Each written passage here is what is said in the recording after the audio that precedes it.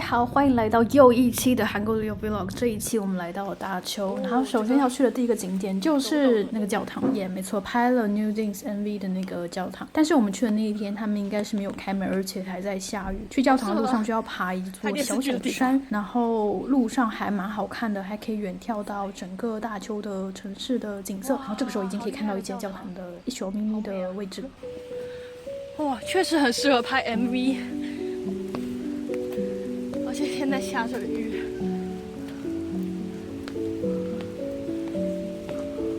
哦，要看见了，累死我了。是的，走上来了。哦，现在能进去吗？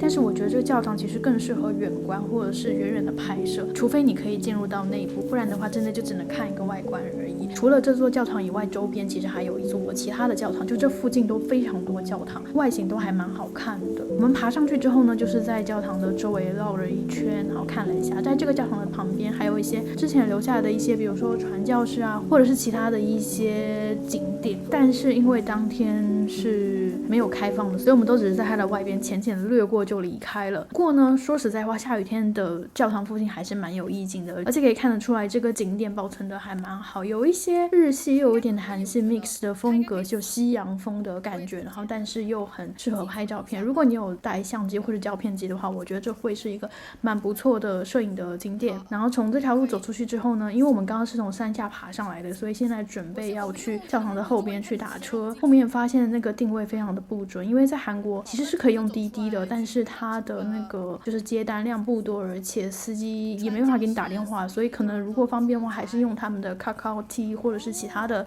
打车软件。然后我们在这叫完车之后，司机就在离我们大概2个街区远的地方，而且他非常善良，他完全没有取消订单，就是一直等着我们走过去。就是在那个地方，可能我们站了有20分钟左右，司机也没有取消，然后最后从现在看到这个位置一路走到了那个上车的地点，然后来了一间我很喜欢的一个，这是一个素食餐厅，然后他们有现成的套餐，然后也有一些可以单点的饮料和食物都非常好吃，有一点点东南亚菜的感觉，而且店里有卖非常多跟环保相关的一些材料，香料也好，香氛，然后还有一些可以买的一些装饰品，还是蛮漂亮蛮不错的一间店。而且在这间店的周围也有非常多咖啡厅，我觉得这附近还是蛮好逛的。然后我们吃完饭之后就真的沿着这个街区开始散步，基本上每走几步路就可以看到非常漂亮装潢的门头。不过呢，这条街确实没有什么人，可能有因为下雨天的原因，有可能因为大邱本身人就不是很多。不过呢，这样散步的感觉还是蛮舒服的，所以说拿出相机拍拍照片，整个体验非常好。然后我们在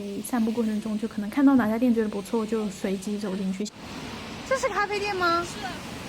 喝一杯。走，就这么随意。像这家咖啡厅就是在一个学校的旁边，他们店其实主要的卖点是可露丽，于是呢我们就点了甜品，又点了咖啡，整体环境不错，而且餐品的味道也很赞，重点是价格也没有很贵，可以推荐给大家。喝完咖啡之后，我们继续去 City Walk 吧。这是什么 ？Handmade， 又是一个那种 vintage 的店。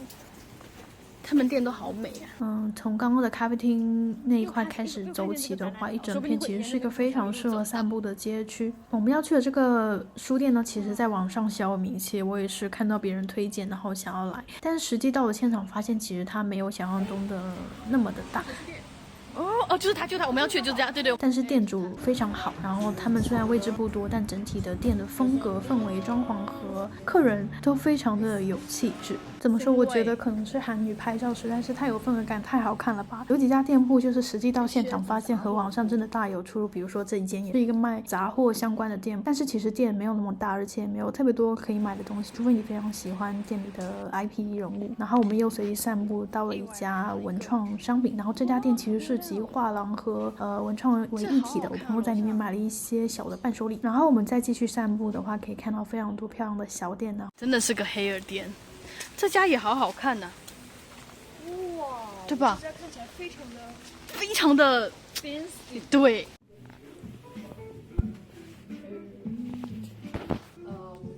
最后一张，好，好。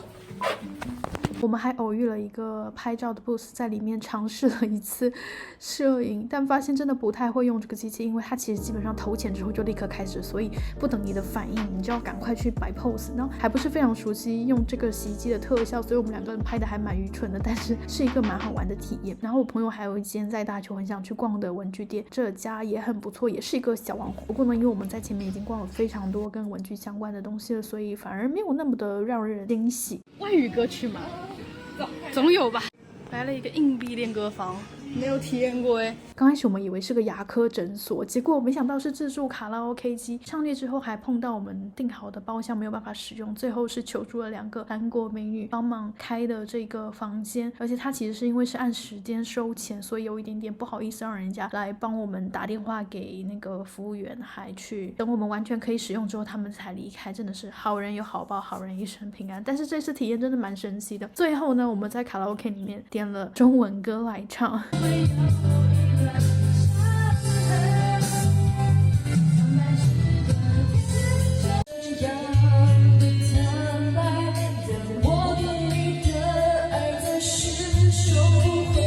唱完歌之后呢，我往前走了走，发现原来一整条街全是日料哦，然后就随机选了这一家吃拉面的，味道很不错，而且猪肉没有像是之前在釜山吃的那么难吃了。OK， 饭后消食继续散步，我们决定走路回酒店。一路上呢，碰到了非常多古风的公园，没有想到大邱其实是一个和庆州不一样，它会有一种文化和现代又融合的很好的城市的感觉，像是一个小社区，不仅有很多可爱的小店，然后也会有一些人文的东西。一路走回家，你还能吃得下吗？